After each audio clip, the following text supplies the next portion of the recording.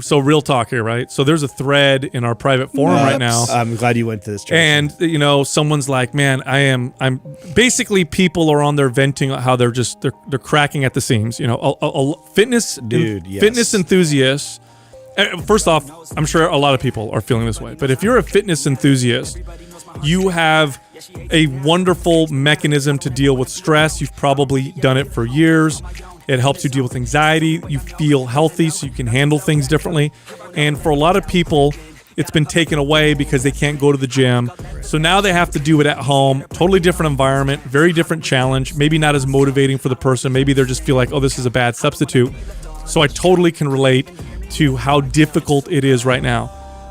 Now, on the podcast, we've talked many times about the difference between motivation and discipline. Motivation comes and goes. Circumstances definitely affect it. Sometimes they're internal circumstances. Sometimes they're external circumstances. And when we're motivated, nobody needs to convince us to exercise. Nobody convinces us to eat right. It's easy because we feel it. But sometimes, and all of us go through this, motivation goes away.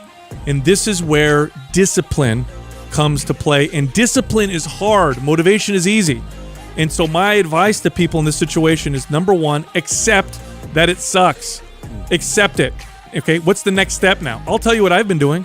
I have an alarm on my phone that goes off every single day. 7:40 family mobility time. Now, why do I set that alarm? Because at 7:40 at night, I'm many times unmotivated to gather the kids, move the couch and everything, get on the carpet. We're all going to do mobility together. I just don't want to do it. Maybe I'm in the middle of watching TV. I finished writing a blog for the company. I'm whatever. I don't want to do it. But the alarm goes off, and what that alarm does is it reminds me to stay disciplined. So now I have to ignore the call. So it's one extra thing that reminds me, like, okay. And you know what? Sometimes I get up and I'm like, I don't want to do this. I don't want to do this. But I do it. I keep doing it. I don't want to do it. But then I do it. And you know what ends up happening when you do this consistently? It gets easier.